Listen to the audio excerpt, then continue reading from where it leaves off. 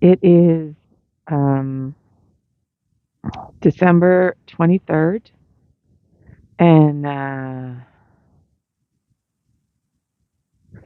I did a podcast episode about my birthday, which was an interesting mix of blessing and blues, and um, and it looks like Christmas is going to be shaping up in a similar way. It I'm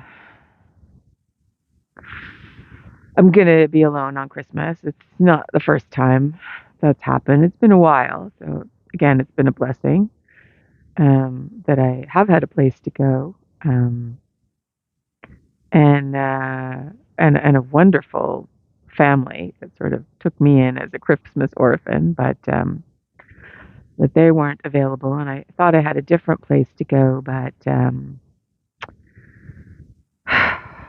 and that's a bit part of the melancholy part of it. It's very difficult when you're looking at. I'm getting onslaughted by ableism from so many different angles, from uh, bureaucracy and politics, government, and medical, and it's hard when it's coming from friends. I know I talked in the podcast, um, but I'll sort of refresh because it kind of relates that. Um, One of my friends quantified me as being infinitely patient, and I don't know that that's true. And I said it to a different friend, and she said, "No, I would agree that it's more that you're able to see other people's points of view." And so I employ that a lot when people say ableist things to me, and sometimes those people are friends.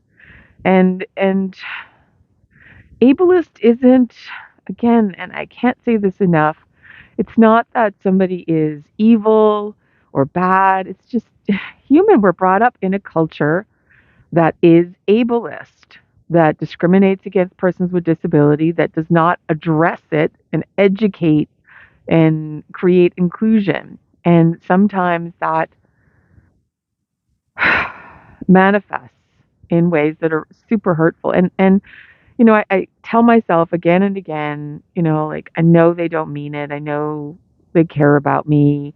I know they don't understand how hurtful it is. And I was honestly trying to figure out how to express how difficult it is. Like, I mean, basically imagine that somebody you really love, that's a good friend of yours, that 70% of the time when you are together, that they use like an expletive, like a pejorative, like towards you, just randomly out of nowhere, and then continue to talk like nothing happened. Like use the B word or the C word or a racial slur or like whatever speaks to you. Just imagine that just randomly out of nowhere happens. And I tell myself again and again, it's no big deal. I mean, it is a big deal, but I mean, it's not intended. But when it's coming at me from so many directions, and I know I still have to talk to you about the terrible tendency thing, and I will. I just not today. Not today. I'll probably do that in a podcast episode. Um, but I felt like today, I think it serves a purpose because it's not just happening to me. It is happening to me, but the isolation of the holidays, but also within that, how important it is for me to pay attention to the cool moments, the good moments. So, like I said, I talked about my birthday in the podcast episode, but it happened afterwards that I got given a $50 grocery gift card. So, when it became more and more clear that I was going to end up on my own this Christmas, it became this magic that I could maybe buy some things that I didn't have to cook but were kind of special and I wouldn't normally buy. So that was lovely. That was lovely. So my fridge is full of food that is microwavable, but is sort of holiday-ish, which is nice. But I still feel melancholy. And, you know, over the years, I've found strategies with holidays. I've found, like we do a pumpkin prowl on Halloween. There's Friendsgiving with my friends on Thanksgiving. With my birthday, I'll have my Nerf fighter friends will do calls, video or audio calls. And Christmas is a toughie because, people are with their friends, not their friends, their families, or away, or, you know, any number of things can go on. And it really highlights that mm, my illness has isolated me in many ways. Um, a lot of people will have a partner, but, my whole life has been reduced more and more over the years by my illness, by the lack of supports. Not even the illness, it's the lack of supports for the illness that have caused the deterioration. And at a time like Christmas, to be alone for me says, not wanted is another way in which I'm not wanted. I know that's not true. I know it consciously, but and there's some of the magic, some of the blessings is that one of my friends who's going to be out of the country, she did me up a stocking and left some presents, so I have something to open on Christmas morning. Because, I mean, you could say, like, why is it such a big deal? Like, you're not a child. Why is Christmas such a big deal? I mean, one of the reasons I've been able to endure is connected to harm that I suffered. And as I said in the last podcast episode, the birthday blessings and blues, I'm not going to talk oceans about my family. I haven't. I've talked about a lot. I've shared a lot of stuff, and there's a limit to what I will share. But I think it serves a purpose for you to understand that it's not realistic to expect a person with a disability, a person who has myalgic encephalomyelitis, the isolation that creates lack of category, so the deterioration and blah, blah, blah, that my ability to endure is a bit, how's the best way to say this?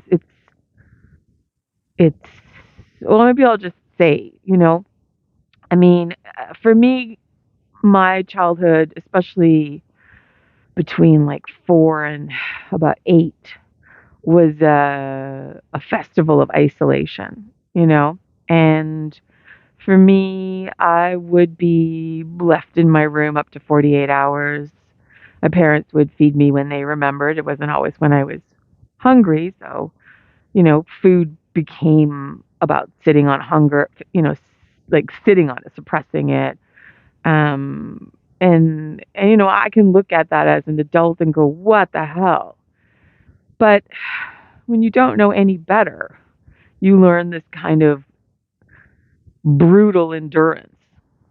And I just need to say this because of the psychosomatizing of post-viral diseases, like the vast majority of them, particularly ME, that, like this is not why I am sick. It's why I'm able to endure this kind of abdicated upon illness.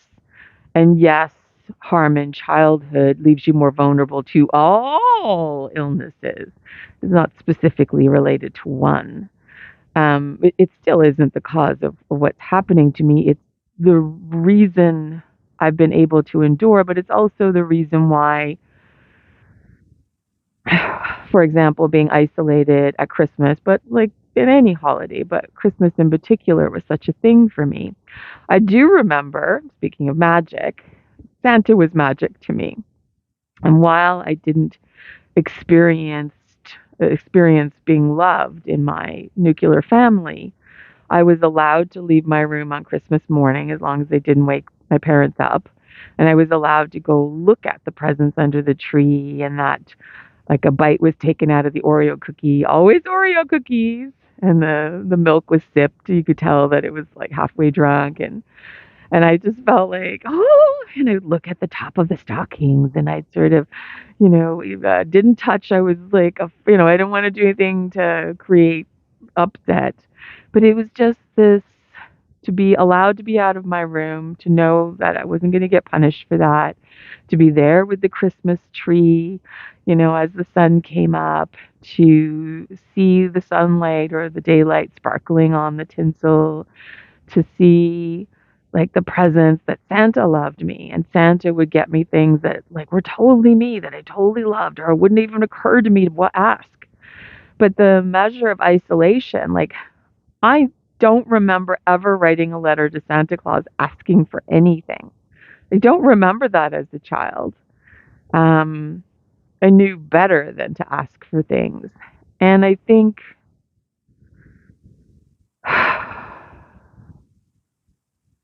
it's like a push me, pull you, I think, about being isolated during the holidays, and as many people with ME or complex chronic disease or poverty and disability, who we don't have families, or we families or friend circles who sort of get smaller and smaller, don't want to, I don't know. There's a lot of ways that don't want it could be answered or spoken about. But I think for me, like, still not having a category of coverage for my disease, the crazy sweet inspections, and just the measure of terrible that happened at the last one. I will tell you about it, I promise. Just, I can't stomach it today. My hair is falling out, and like a lot. And the last time my hair fell out this hard and fast, it's because I worked way outside my energy envelope for a volunteer thing, and I learned the hard way. Like, I deteriorated a way that until I was on Paxlovid, that hadn't stopped, that hadn't even begun to turn around. And my hair didn't grow back until I was on intravenous 3 times a week. And I'm not on intravenous right now. So I'm really worried that this is spelling a kind of deterioration disaster. So, like, all of that pressure, and to have isolation at Christmas as well, is just really hard emotionally. So there's a melancholy to that for me. But I have to remember the magic of like a gift card out of nowhere, the magic of the friend who before Christmas gave me a chunk of money so I have some elbow room. I mean, heck, I noticed the other day that someone's donated $500 to the GoFundMe. Like, that felt like magic.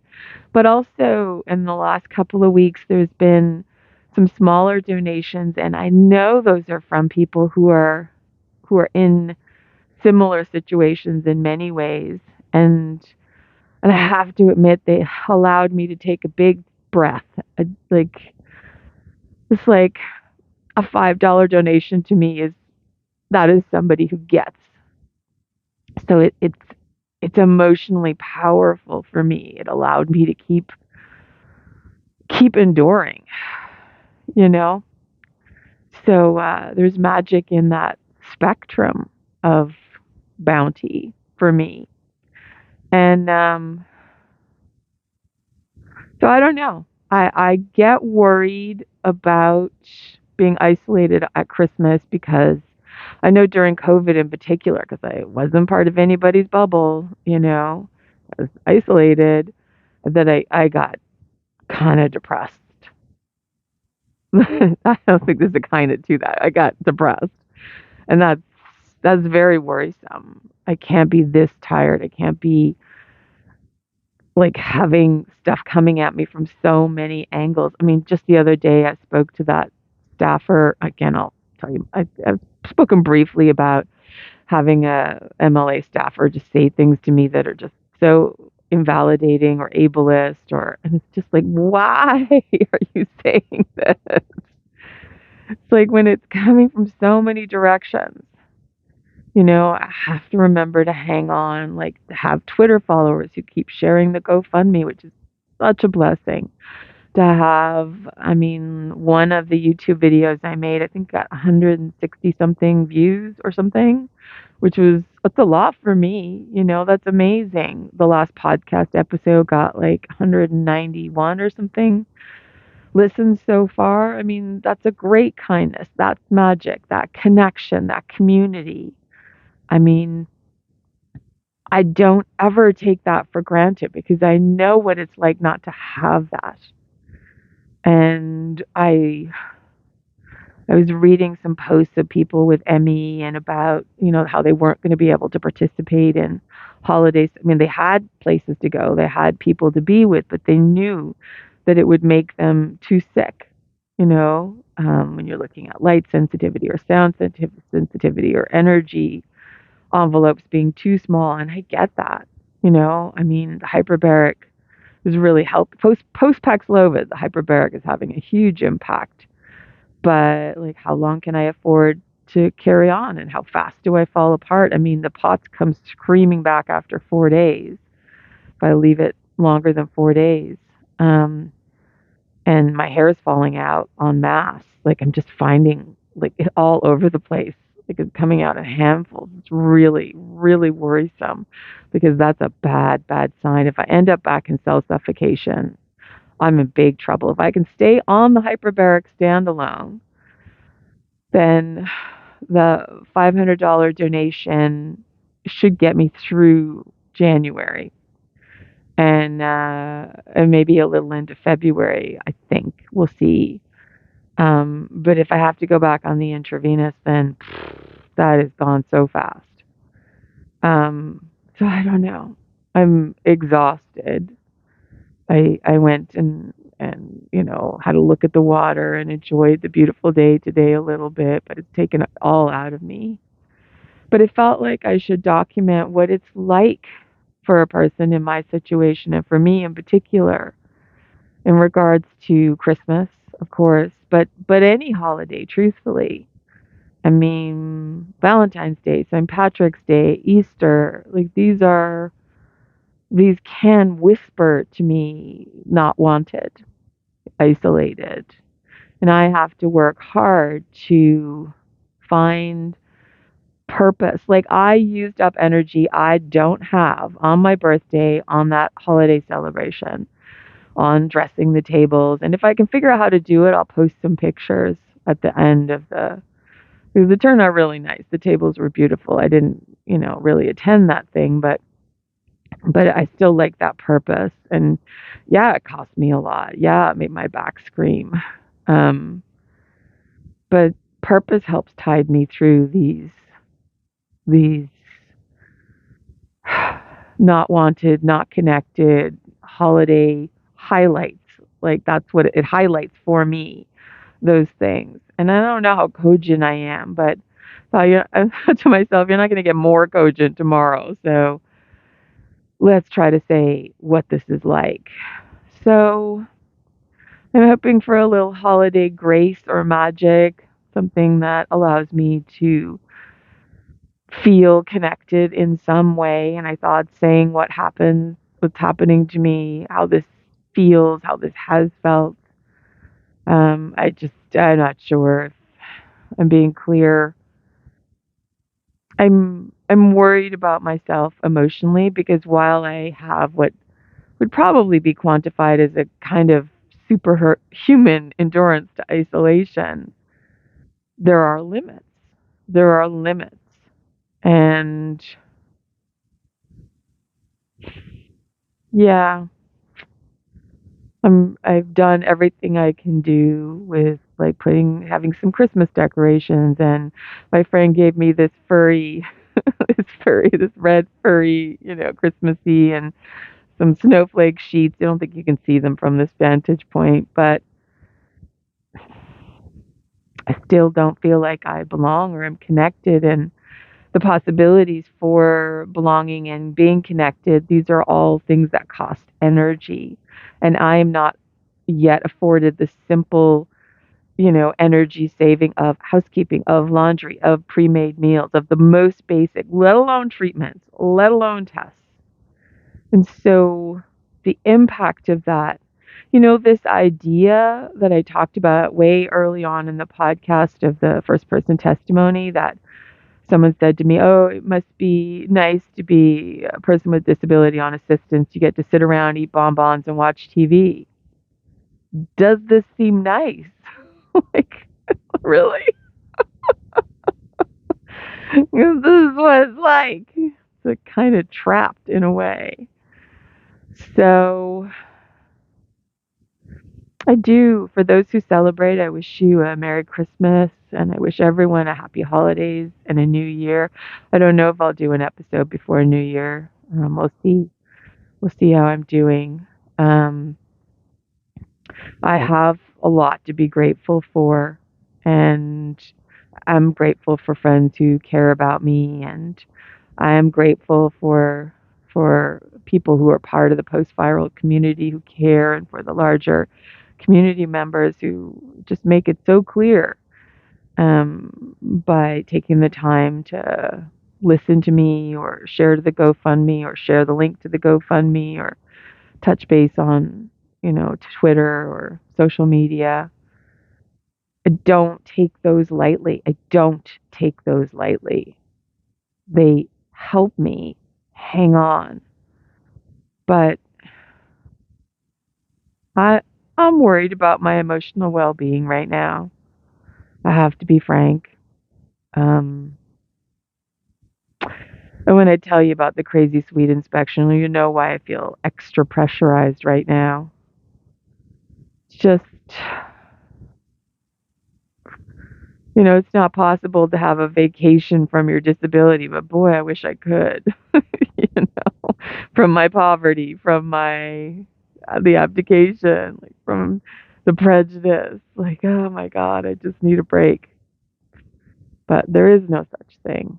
And Christmas, the place I was going for the last like 5 or 6 years, to be in the heart of a healthy family, not perfect, no family's perfect, but caring and warm and friendly and functional. Like it was nice. It was a little intimidating at first. I didn't know what to make of it on a kind of deep level. but but it was nice to be wanted. And that friend, when she gave me a card, she says, "It's going to be weird not to spend Christmas with you." And that felt amazing because that's about being wanted. So I'm going to do my best to remember that. All of the good stuff, all of the blessings, all of the magic. I mean, when Liza insisted on setting up the GoFundMe, how long ago was that? 4 years ago or something? I mean, people donated to it. I didn't think anybody was going to donate to it. I didn't think I had a shot. And I'm still alive. So who knows what can happen? And I have to remember that. And I'm going to do my best to remember that. But if you feel like reminding me of that, feel free. I'm not going to turn on the comments to this because I don't know. I don't know how that will, I don't know about YouTube and how that works. But again, you can find me on Twitter. I am Madeline Pod, Pod, and on Facebook and Instagram, Madeline Nerd Fighter, I think I did, or Madeline Nerd. I'll post it in the underneath bit. And whatever your situation, I do hope you're able to find moments of grace and magic and connection this holiday season.